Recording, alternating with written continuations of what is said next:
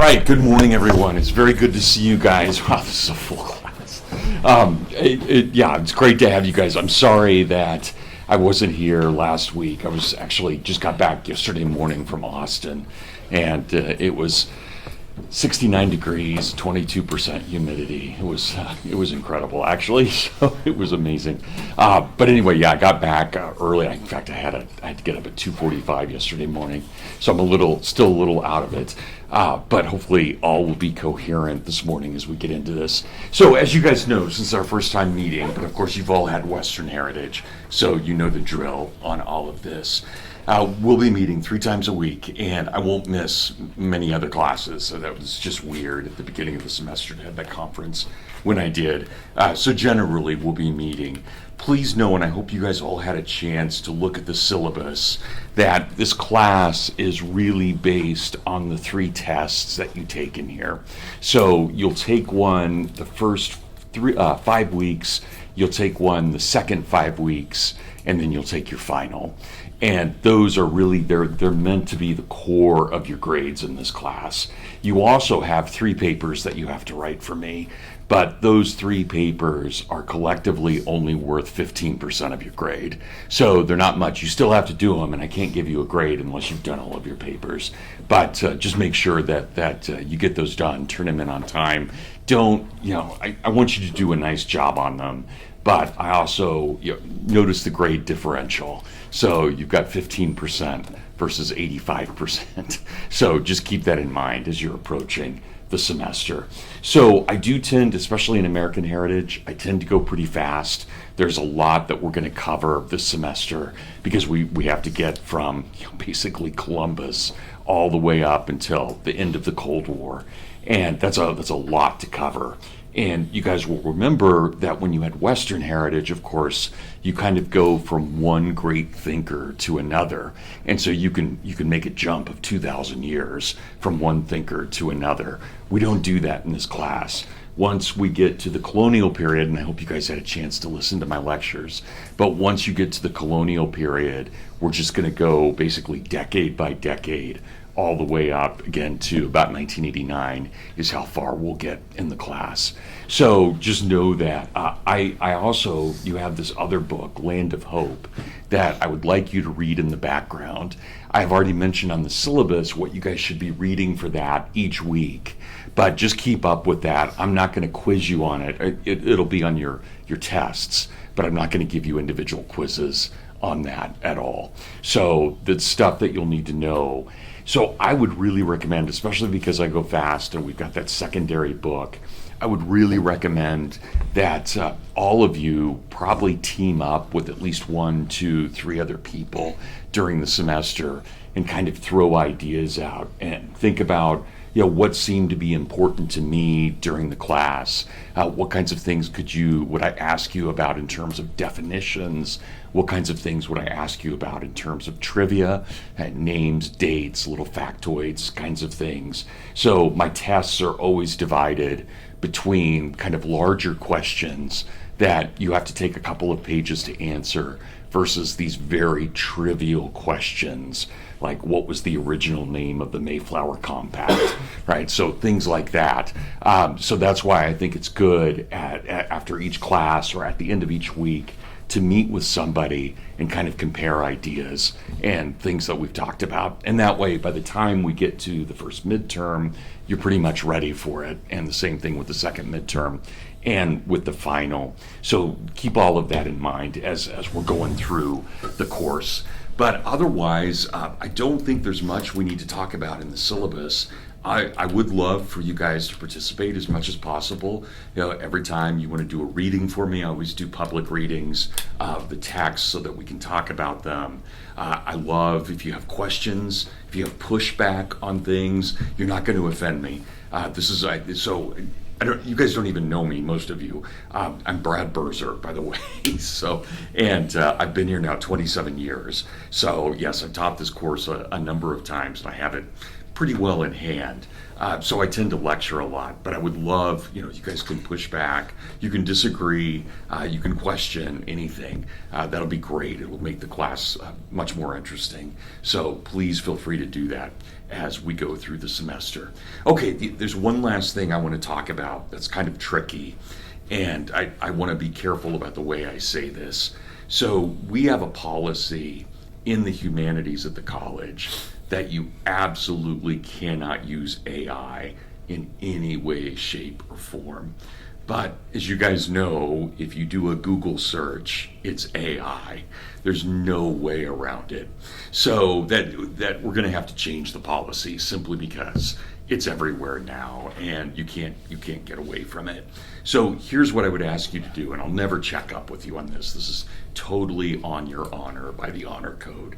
But what I would ask you to do is to say that you're welcome to use Grok or ChatGPT or Google. You're welcome to use any of those for research, but you are not able to use those at all. You're not permitted to use those for ideas or outlining or proof checking your paper. Anything that would in any way change the content of your paper outside of the research, don't do that. Okay, does that make sense for everyone? I know that's a fine line, but just keep that line. So hopefully everybody will be okay with that. So, don't use it for outline. Don't ask it questions when you're writing papers, nothing like that. So just keep yourself separate from it. Basically go on an AI fast while you're writing your paper, except for the research. You're welcome. If you need to look up a source or a quote or something, that's totally fine. But otherwise, okay, good. Everybody's clear on that? Okay, I've only just this last summer started playing with AI. So when I told my students this last year, I didn't even know what I was talking about. I just repeated the policy. I at least have a little bit more of an idea now of what I'm talking about. But if you guys ended up doing it, I'm sure I would never know. But please don't do it. So, okay, good. All right, so this class, let's just jump right into it. I had asked you guys to listen to those 2 lectures, and I hope that was all accessible to everybody on YouTube. And as you can see, I'm recording my lecture now, and I plan on recording the whole semester. So if you ever miss a class or something, I'll have it up on YouTube within a day or so. So you should be able to find that right away, so that should not be a problem. Because I know you guys have travel, and some of you are going to be gone for the March for Life already, and so we'll make sure that you have access to all of that. So, okay, America, that small topic, America. Let's just for a moment think about the world without an America. Let's just imagine there is no America in the world. How dramatically different would this world be? Would the Nazis have taken over in World War II? Probably. Depending on what happened in World War I. Could we think about what would be going on in the world in terms of governments? You guys may know this, but when we passed our Declaration of Independence, we were the very first country to do so in the history of the world. No one had ever done anything like that. Now, out of the 200 countries in the world, 100 of them have declarations of independence, all modeled on ours. All right, so think about those things. Or, imagine this, and I love this as an example for America. Let's say there's a tsunami in Thailand. Not one of us in this room expects the New Zealanders to land and take care of the problem. We don't expect the Australians to do it, even though they're close by. We don't expect them. We don't expect the Canadians to do it. The Russians aren't going to do it. The Chinese, maybe now, if they could get something out of it, might do it. But think about us. Who is there immediately? Red Cross, an American agency. Doctors Without Borders, an American agency, and then almost always third, the U.S. Marines. We are always everywhere around the globe helping people, and we rarely ask anything in return for that. It's just not what we're doing. So again, the Chinese are putting up charitable projects throughout the world, but they come at a very, very high cost to the sovereignty of those countries that are doing that. So this is an amazing thing that we Americans give. And here's a fascinating statistic. We like to think of ourselves as capitalist, and we think of China as communist. China distributes only about 20% of the wealth that we do in America. We transfer so much wealth from one person to another, and so much from the young to the old, which is a problem in and of itself. But we transfer so much money that we basically transfer 6 times the amount of money that communist countries do. That's incredible to think about that. And why? What's going on here? Well, and this is where I would say absolutely we're the best at this in the world. We are, without question, nobody even comes close. We are the most charitable people in the world. Just in terms of giving, everything, nobody comes close. England may be second, but nothing like what we do. So that's an amazing thing about who we are. And it frustrates me when I see people talk, they're anti-American or doing something like that, because they don't really know who we are. Now, do we have sins? Yeah, we have a lot of sins, and we're going to have to talk about those this semester. We have the sin of taking land from the American Indians. We've got that sin. There's nothing we can do at this point about that. We're not going to give it back. And yet we've taken it. And they defended it, and they defended it very nobly. And they deserve our praise for how nobly they defended their land. But we beat them, and we got the land. I'm not justifying it. I'm just saying this is how things played out in the order of existence. And so that's a tragic story. In fact, I would say that as of this point in history, 2026, there's no happy ending to that story. There's no sense of justice at the end of it. There's nothing we can walk away from and feel good about. We should probably feel pretty bad for what happened to the American Indians. And I say that as a very hardcore conservative libertarian, very pro-American, but this is just one of those instances where we were brutal. We were truly, truly brutal. And we went against people who were just defending their homeland and doing, amazing things to do that. Now, they had their problems too.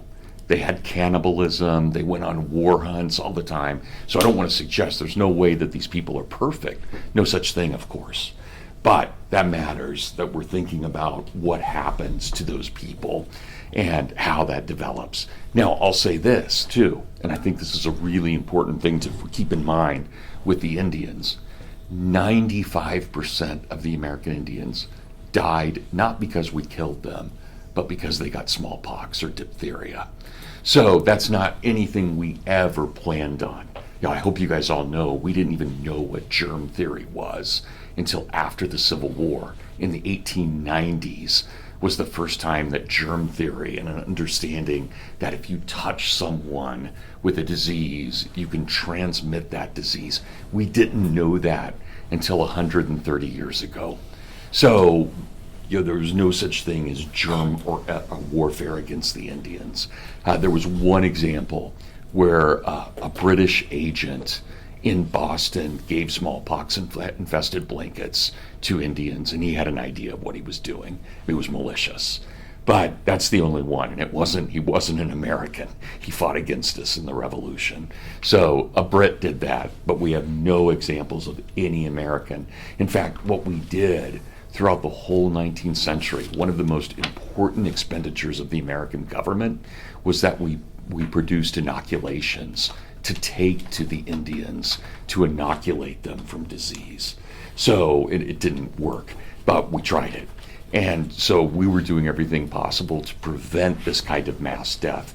But again, imagine 95% of the population wiped out by disease. That's incredible. You think about, those of you, if you remember your Western Heritage class, you remember the plague took out upwards of 50% of the Europeans, but 95%, right? It's just incredible. And you get these stories, these amazing stories, where a Christian missionary would go to an Indian village. He would be the first person to arrive in the Indian village, and literally 2 weeks later, 5% of the population remains because he infected them all and killed them. He didn't mean to, but he did. And that's not why the missionary showed up. He showed up to get them to heaven, not to murder them, right? Not to kill them. So keep that in mind. So again, even where we have our sins, and again, it's a great sin, but even where we have our sins, it's very, very complicated. And I'm going to spend a lot more time about this in the next few classes, so I don't want to deal with it today. But we think about the issue of slavery. It's one of our great sins. There's no way around it.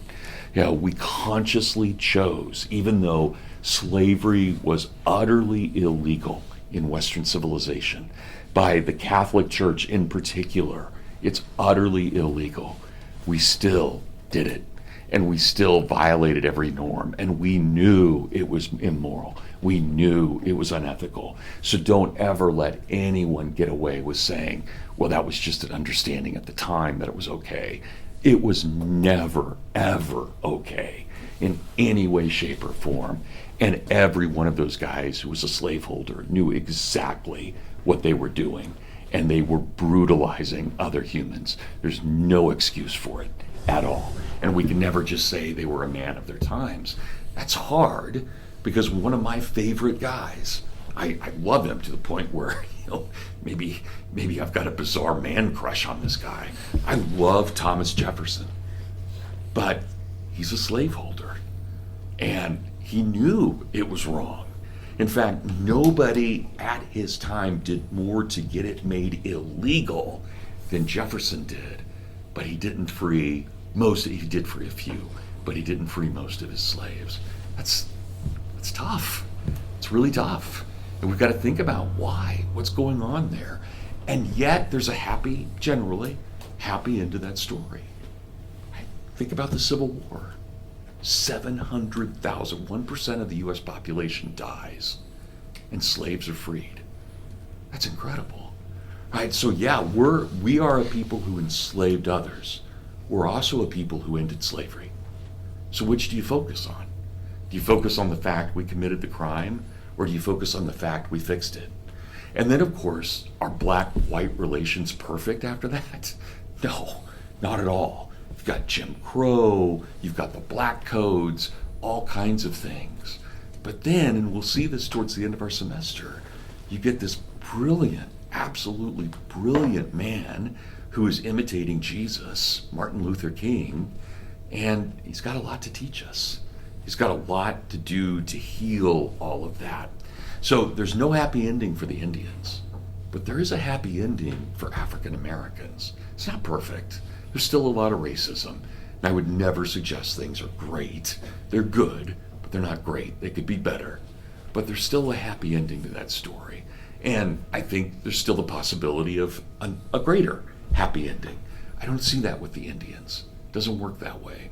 So those are hard things we have to wrestle with. So again, and please you guys, I'm not trying to depress everyone. I want you to know that when we're talking about American history, there are things we have done that nobody has done before, and we do them the best of anybody. And I thank God, and I mean this not just because I get to teach this, I mean this as a 58-year-old American. I absolutely love this country, warts and all. But in the same way, and I'm Catholic, I go to confession, you got to admit what you did. You can't just brush it under the rug. We as Americans have to admit what we did. We have to go to confession, right? Sorry to be Catholic on that, but we have to, right? We have to be willing to do that. And I think that's where in this class, we'll be generally pro-American, but there are days where we're not going to be. We're going to think, yeah, that was bad. We have to do that. We have to, because as good American citizens, we are as guilty for the bad as we are glorious for the good. Right? Does that make sense for everyone? So please I don't want anyone walking out of here thinking, oh, Berzer's a woke professor. I'm not, believe me. I'm probably to the right of Genghis Khan. But I do want you to know that we have to take those things into account, all right, as we're thinking about it. Okay, positive thing that, again, I want us to understand. We are, and this is absolutely positive about us as Americans, we are the culmination of Western civilization. That's who we are as a country.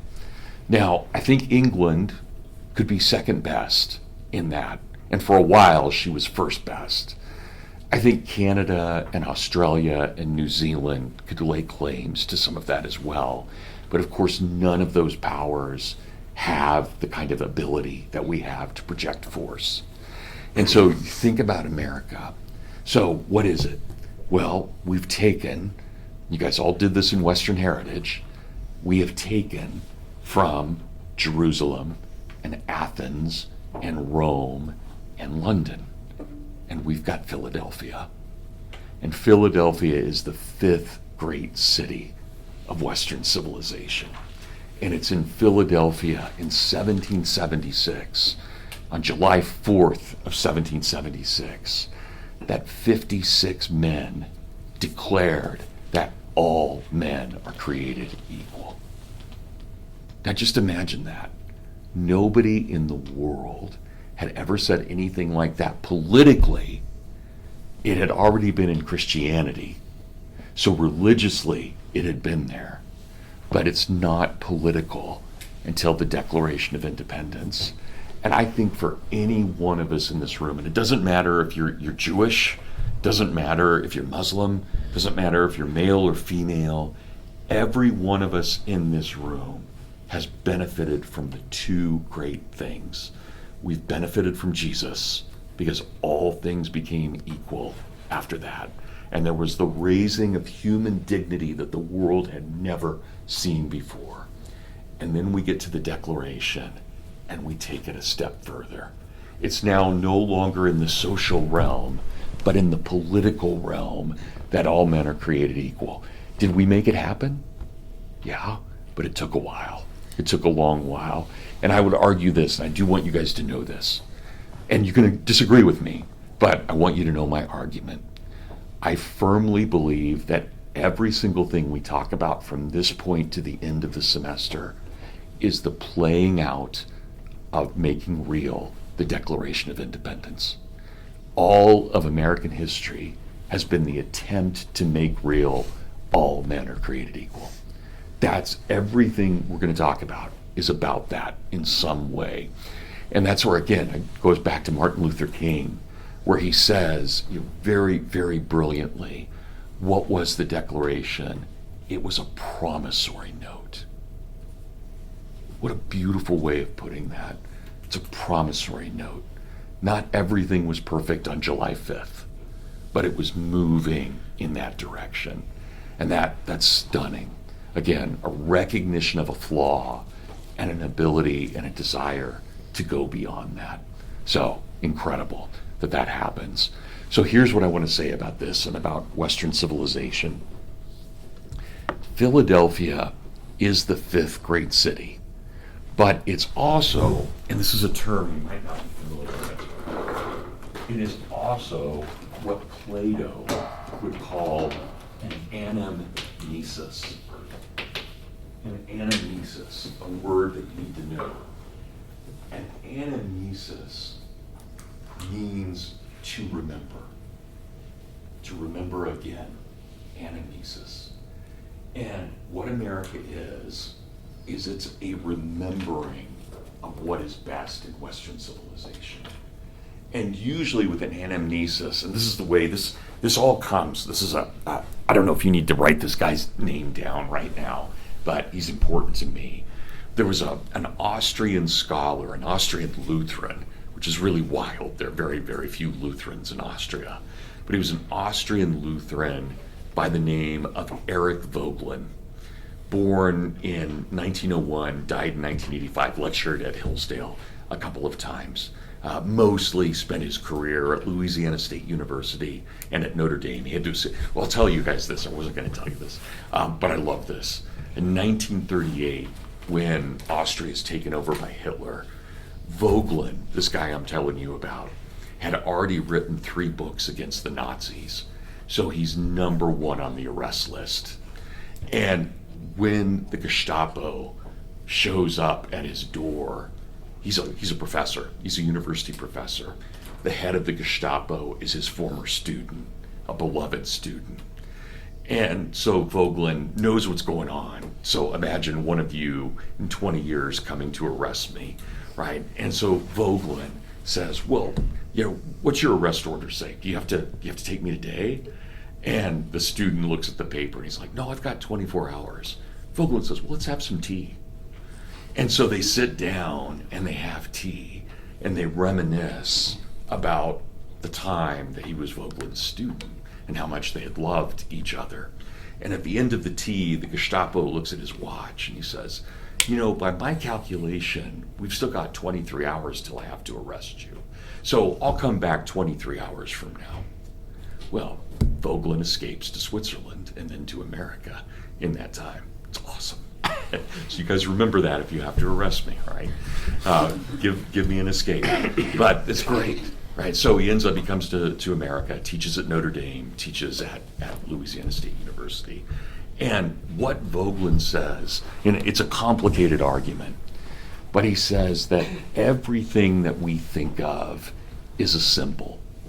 So let's just imagine, if I say George Washington, you guys, everybody in this room, without question, you all suddenly had an image. And probably you had a good image, right? You probably all had something fairly positive to say. Washington is a symbol in the same way that the American flag is a symbol. Did you guys see yesterday in Minnesota? Young man, not white, probably, well, I don't know what he was, but he wasn't white, wearing a hoodie that had the American flag on it. Protesters started beating him. It was a symbol, right? He didn't do anything. He was wearing an American flag, and they're so anti-American, they started beating him. That's Vogelin's point. Why? Because the American flag is associated with everything those protesters hate. And so you can't even wear it in the middle of it. It's mob rule. It's crazy. But there it is. And so this poor young man, he's probably your age, gets the snot beaten out of him by this mob, right? He's carrying the American flag. Well, that's what Vogelin says. He says that what's really important for us is to remember what a thing means. So it's really good that we tell our children the story of George Washington and the cherry tree. It's very good. It's not a true story, it's a myth. But it's a myth that tells us something about this man. And so again, it's that image. It's a recapturing of that story. So you think about something like the 1619 Project. What is it trying to do? It's trying to do exactly the opposite. So what are we supposed to think of immediately when we think of Thomas Jefferson? Not the Declaration, but that he's a slave owner, right? It's inverting the symbol. Whereas I think in justice, we would have to say it's both. He is both things. He is the author of the Declaration, and he's a slave owner, and that's hard. It's just hard, right? It's difficult.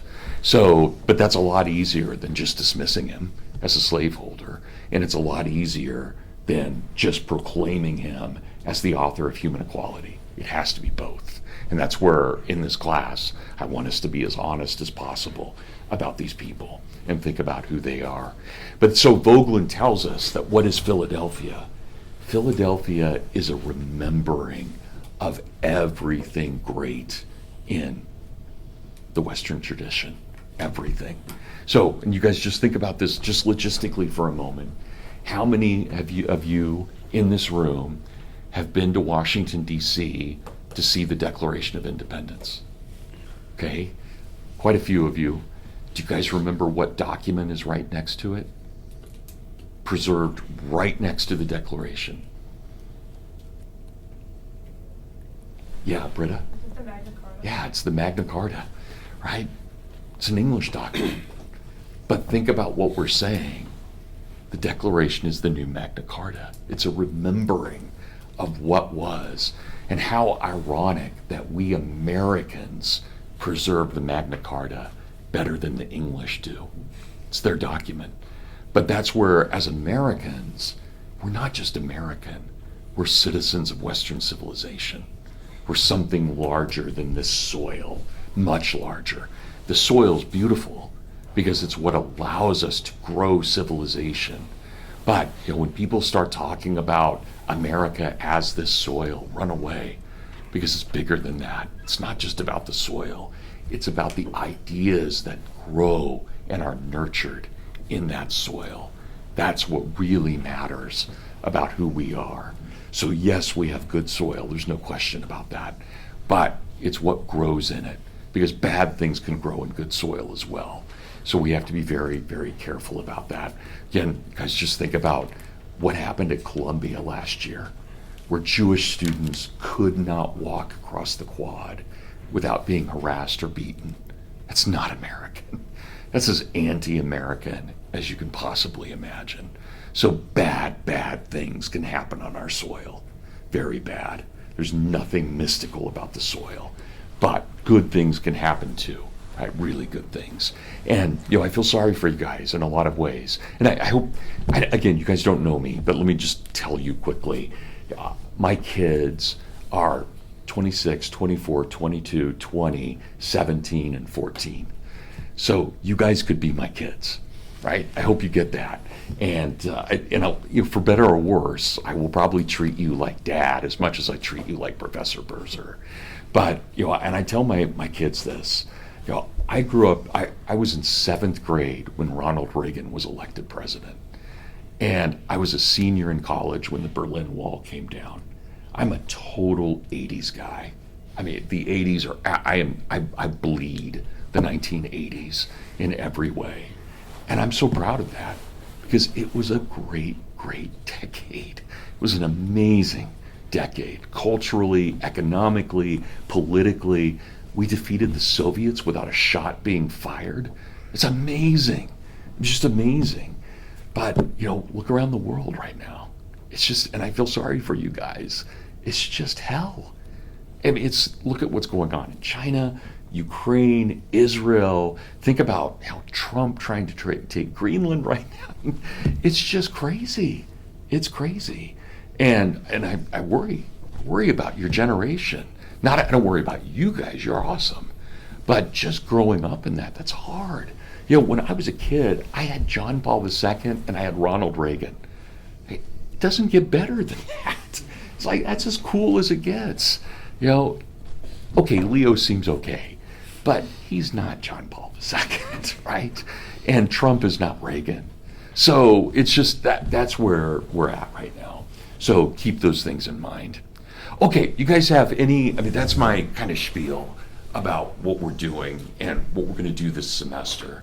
So again, just keep in mind, we're not going to be ideologues about this, but we are going to approach this in what I would consider to be a deeply humane way of thinking. That is, we're trying to understand, how is the dignity of the human person either promoted or denigrated through American history? And what does that mean? Okay, nobody? You guys are all okay. Okay, so I had you listen to those 2 lectures about colonial America. So the one on New England and the one on Pennsylvania. So let me just say this as we come to it. I'm going to throw a lot at you guys in the next few minutes. But let me say this as we're trying to explain what happens in colonial America. So let's think about some of the dates. We've got 1492, when Columbus arrives. And I think we can talk about this for a moment, because we're now in the Renaissance, and we're in what's called the early modern period in American history, in world history, excuse me, not American history. In world history, we're in the early modern period. So we're beyond the Middle Ages, but we're not that far beyond the Middle Ages. One of the things that's very interesting about Christopher Columbus that no one ever talks about, Christopher Columbus was a member of the Franciscan order. The Franciscans are a group of Catholics who follow the teachings of St. Francis of Assisi. And so in the Franciscan order, they are always thinking about, well, especially the Holy Spirit. They focus a lot on the Holy Spirit, but they also focus on nature. One of their great things, and St. Francis supposedly could talk to the birds, but one of the great things about the Franciscans is that they live in poverty, but they do so by living in nature. And that's a critical part of who and what they are. And these are what in the Catholic Church, these are called orders.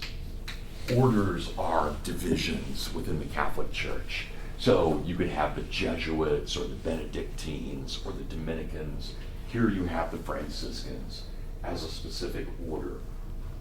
And in Franciscan theology, because they're so tied to poverty and they're so tied to nature, they're kind of radical.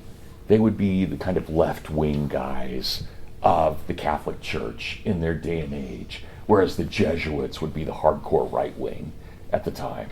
So the Franciscans are very radical. And one of the things that they posit, and I think this verges into heresy, but they posit this. They argue that in history, there are only three divisions. There is the age of God the Father, the age of God the Son, and the age of the Holy Spirit. And they believe, very importantly, that they are living in the age of the Holy Spirit. And as living in the age of the Holy Spirit, there's no time after it except the apocalypse.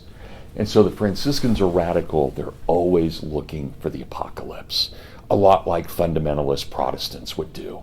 Right, this idea that, well, Jesus is coming right away. Right? It's like he's going to knock on your door tomorrow morning. Right? It's like, and that's where the Franciscans are. So I say that because Columbus is really taken with this idea that the end of all things is coming. And he firmly believes, and you could either say he's crazy or he's a prophet, and I have no opinion on that. You guys can take it any way you want. But Columbus believes very strongly that he was chosen by God to inaugurate the last days. And so the moment he lands in the Caribbean in October of 1492, he literally believes that there are only 155 years left in the world. That's what he's calculated. He is the harbinger of the end times. And so what does that mean? What's he positing here? Well, there's an old mythology. There's an old myth that says when the Muslims took over Spain and Portugal, 7 Catholic bishops took their flocks and fled into the West. It's a guy named Prester or Praetor John is his name. I do want you guys to know that. So Praetor John is this story. And this is where I'm sure you guys have all heard of the myth of El Dorado, the myth of the 7 cities, right? This is where it comes from. It's the belief that somehow these bishops made it into the West and formed Christian kingdoms.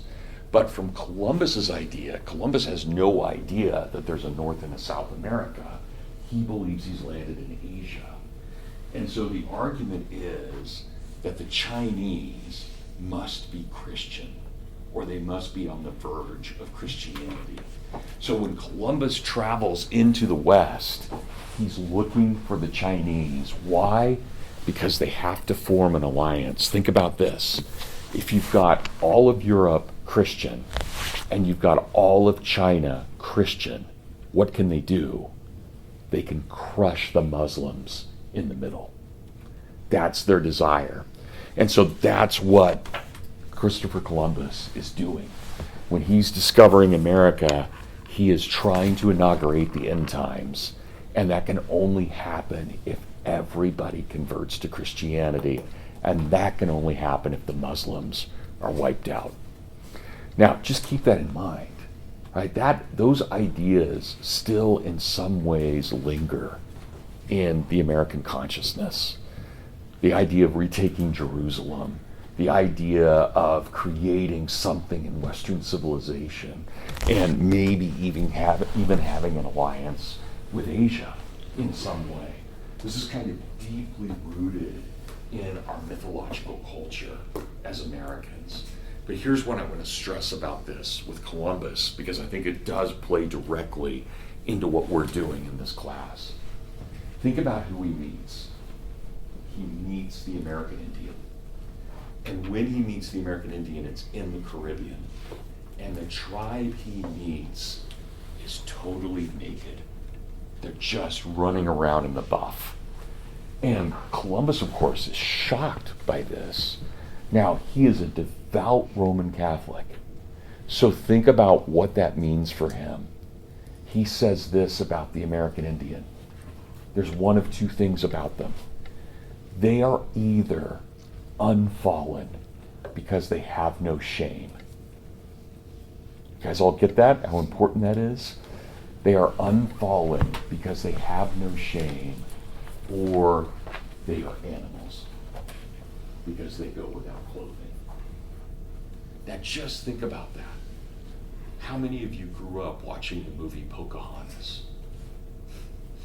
Which image is Pocahontas? Is she an animal? Is she pretty perfect? Yeah. That is so rooted in our psychology that we, even all through the 19th century, we always talked about good Indians and bad Indians.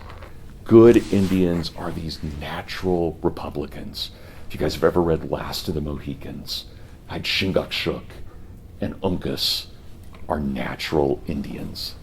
They're absolute. And then you have, Magua, right? Who's just utterly evil. And there's no real in between.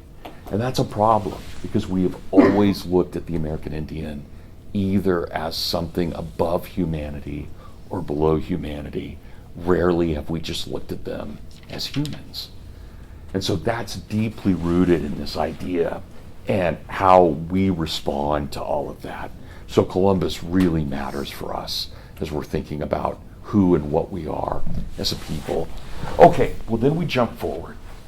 And let's jump forward to the first settlement, specifically 1607 at Jamestown.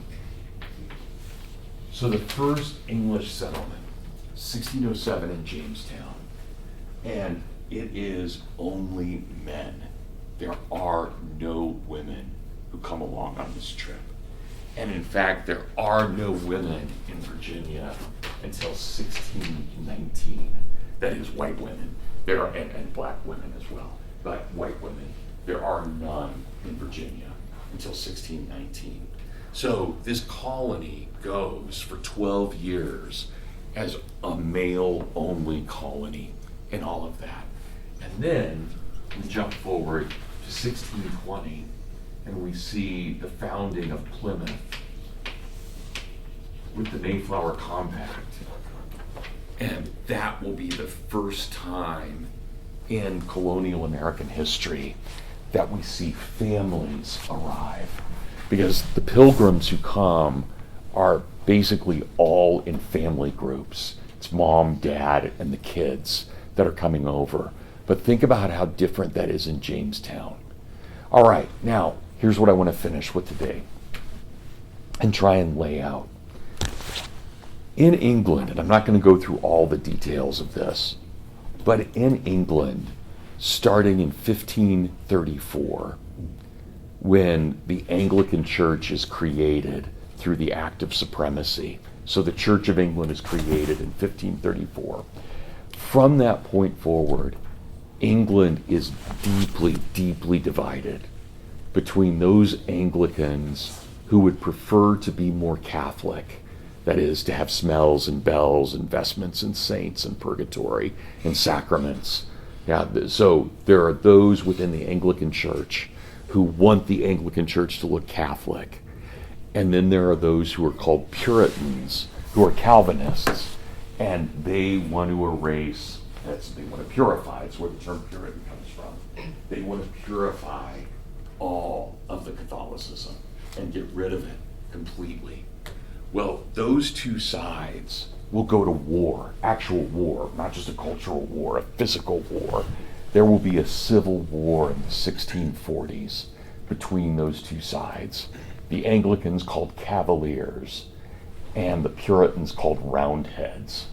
So you have this huge moment of civil war, not that much different from our American Civil War in the 1860s, but this is in the 1640s. And in that, the Anglicans who were Catholic lose, and the Anglicans who were Puritan win, and they establish a dictatorship, under Cromwell. But here's what's important for us in America. When these guys go to Jamestown, they are going there as pro-Catholic Anglicans, very much in opposition to the Puritans. And when the Puritans go to Plymouth and Massachusetts, they are incredibly anti-Catholic, and especially the Anglicans who are Catholic, and they hate them, and they want to settle to get away from them. So here's the important point from all of this.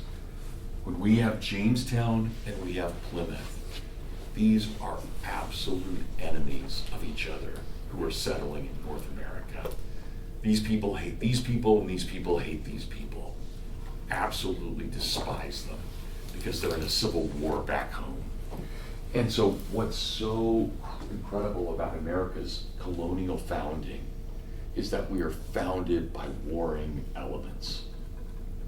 And what's amazing, I mean truly amazing in the big picture, is that they don't go to actual battle with each other in America until Fort Sumter in the spring of 1861. And the very people, the Yankees versus the Confederates, it's the same fight as Jamestown versus Plymouth. Does that make sense for everyone? It's wild to think about.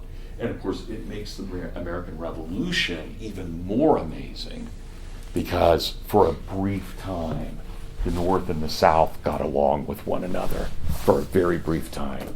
But notice what they did. If you look at the Continental Army, it's almost all New England soldiers, but George Washington, a Virginian, is put at the head of it, right? That's the compromise.